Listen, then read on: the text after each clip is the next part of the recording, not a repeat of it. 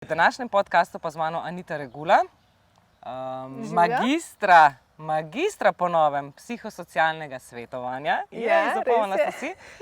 In danes bomo govorili o tem, kako v bistvu greš prvič na svojo samostojno pot. Res je. Kaj je recimo tisto, oziroma kako sploh začeti? Evo, kar rečem, jaz bi šla pa nekaj na svoje, kako začeti. Ja, najprej zmotno je mišljenje, da mislimo, da moramo najprej SP odpreti ali pa najprej ne vem, kaj se vse naučiti, da mi lahko nekaj začnemo delati. A ne? Veliko stvari se po poti naučimo, preko izkušenj, saj veš, kako je to. Drugače pa tisto, kar je najbolj pomembna stvar, je, da začnemo res raziskovati, kaj je tisto, kaj bi jaz res rad delal. Kaj bi jaz res rada počela, kaj me izpopolnjuje in tako naprej. To je tisti ključ, da mi smo lahko potem na svoji poti uspešni. A ne? Zmotno je mišljenje tudi, da mi rabimo biti na to res ful pripravljeni, v smislu, da moramo imeti dovolj financ, da moramo se znebiti vseh strahov, ki jih imamo. Vse to pride po poti. Po poti mi spuščamo te negativne občutke, ki jih imamo, negativne iluzije, ki jih imamo in tako naprej. Se pravi, ko pride recimo ženska do tebe in reče, jaz bi pa odprla SP, pa recimo ima že idejo, ker idejo pa skoraj nujno imeti, ne? Ja. To pa je nujno. Kaj recimo so tisti prvi koraki, kjer ti pomagaš?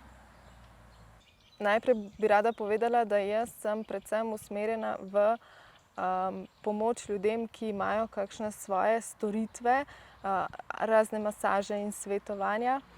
In je tukaj zelo pomembno, da mi spoznamo najprej to našo stranko. A ne? Ker dve osebnostni svetovalki imata različne stranke. Skupni imenovalec strank od obeh teh dveh žensk je različen. Ne? Nekje so bolj take travme pridejo v spredje, nekje pa bolj drugačne travme pridejo v spredje. In to je tisto, kar je fajn, da spoznajo osebe, ki se lotijo takšne poslovne poti, se pravi, kakšne stranke so sploh meni namenjene, da potem vidiš, kako prilagajati svoje recimo objave, spletno stran in tako naprej. O čem govoriti, da privabiš tiste stranke še bolj k sebi, da te slišijo. Zdaj, največja težava se mi zdi tudi recimo pri sebi, ko sem odprla SP, je bilo, kako bom jaz to usklajevala. Ja. Imam družino, kako bom jaz zdaj vse to, ker vemo, da včasih, ko si na samostojni poti, delaš tudi več, ne? Res je? Včasih delaš kakšen dan manj, pa delaš samo 2 uri, naslednji dan delaš mogoče 12 ur, ali pa ne, kakor je. Kako zdaj zmanevrirati, da ženske se ne bojo v bistvu strašile tega izziva, ne? Ker to je izziv iti na samostojno poslovno pot. Je. Kar svetujem pri organizaciji časa, je v prvi vrsti, da nehajo govoriti ženske, da nimajo časa. Da nimajo časa dovolj za to, dovolj za to, dovolj za tisto. Ja, saj lahko je videti na prvi pogled, da res nimajo časa. Ampak vsaka pri sebi lahko pogleda, kje izgublja energijo, kje izgublja svoj dragocen čas. A je to, ne vem, gledanje Netflixa, a je to gledanje nadaljevank in tako podobno. Kje bi lahko recimo še omejila, postavila meje, recimo v svoji službi, kjer je trenutno, a ne, v svoji redni službi. Tukaj je treba pogledati. Problem pri organizaciji časa je, ko se ne zavedamo, da izgubljamo svojo energijo, ki jo pa potrebujemo za manifestacijo stvari, zato da nam stvari lažje grejo, zato da dobivamo ideje tiste, ki so res prave. Težava je v pomanjkanju energije. In bolj, ko se bo oseba obrnila vase in pogledala, kje izgublja energijo. Jaz se spomnim, da sem izgubljala veliko energije v tem, ker sem gledala potem, kako bi mogli biti. In ker ni bilo, je mene ziritiralo. Sem šla prevečkrat v dramo, zdaj pa ni tako, kot bi mogli biti, ne, kaj pa zdaj. Na ta način sem jaz zelo veliko energije izgubila in oddaljevala se mi je ta prvi korak na poslovni poti. A ne. Zato je tako pomembno pogled vase. Kaj pa so recimo tiste, zdaj že nekaj časa delaš s podjetnicami na novi poti recimo, kaj so tiste 3 ključne napake, ki ti opažaš, da jih recimo podjetnice v začetni fazi delajo?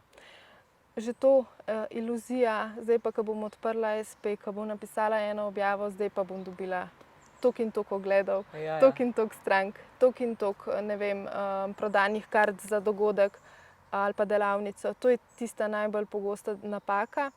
Druga napaka je, ko ne verjamejo dovolj vase, ko je tisto nezaupanje še tako močno, da jih ovira. Pa se želijo lotiti tega, pa želijo narediti to. Se pravi, sigurnosti manjka. Tako, sigurnost. Kot tretjo bi pa rekla, da je najbolj postavljanje mej. Se pravi, da postavimo meje in pri sebi, in v svoji redni službi, kjer smo zdaj, in doma.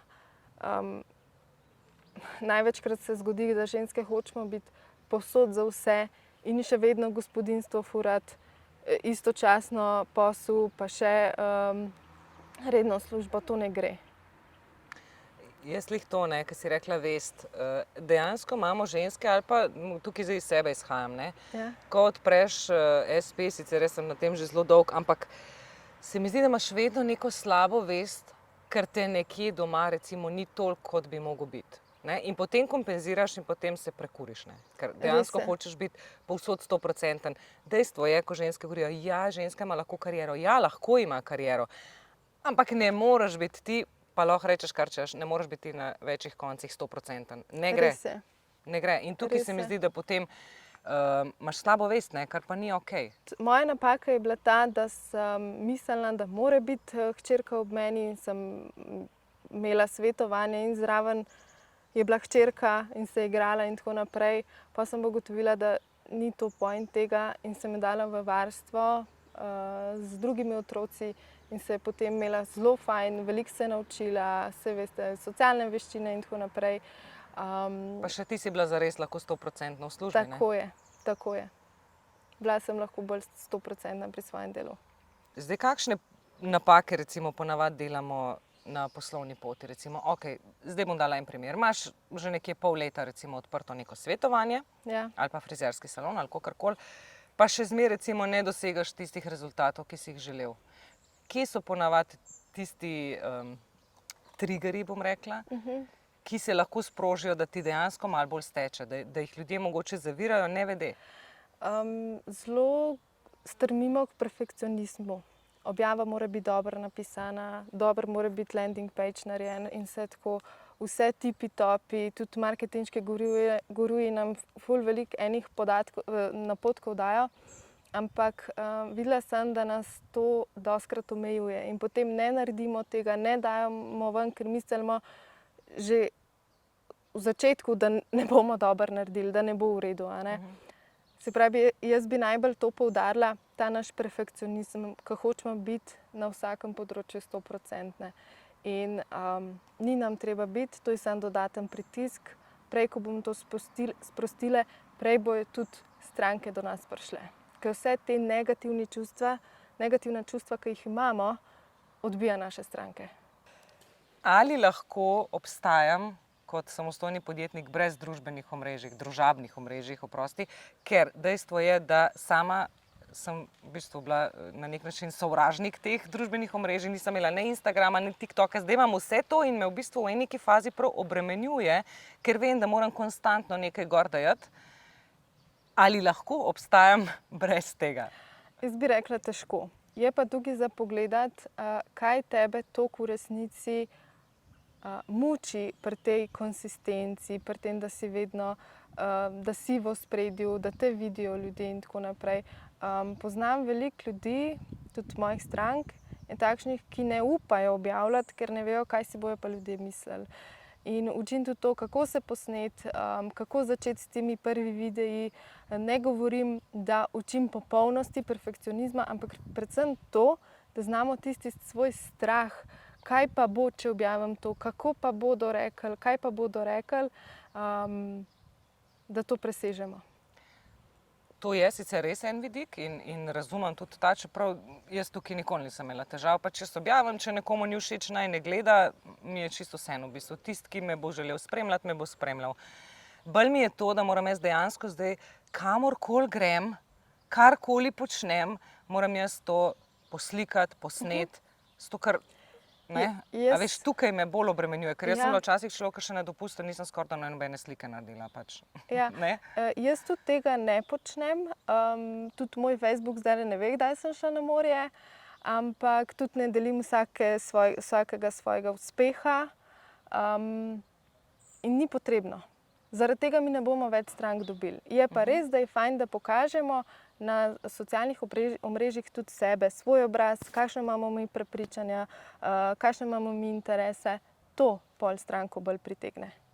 Še eno vprašanje, čisto za konec. Koliko časa traja, da uspeš recimo v tem svojem, vem, da je uspeh zelo relativen, pa odvisno, kakšne si tudi ženska cilje postavi, pa tako, ampak koliko recimo ti tem ženskam, ki si jim svetovala, koliko časa je trajalo od tistega momenta, ko so odprle SP, prišle k tebi po pomoč, do tega momenta, da so zdaj na tej stopni, ko so rekli, evo, zdaj pa sem zadovoljna s tem poslom? Stvar ni v tem, v neki časovni, v času, ampak je bolj pomembno to, prej, ko bomo sprostile te negativne čustva, prej bojo do nas prihajale stranke, finančno bile in tako naprej. Da pa še nismo na tej točki, je pa razlog v tem, da imamo še preveč negativnih čustev, ki nas pri tem ovira. Prej, ko bomo spustile, lažje nam bo, hitreje bo teklo. Okay. Hvala ti za tale super pogovor in jaz sem prepričana, da bo marsikateri ženski koristili, sploh tisti, ki so na začetku svoje poslovne poti. Hvala, Ana.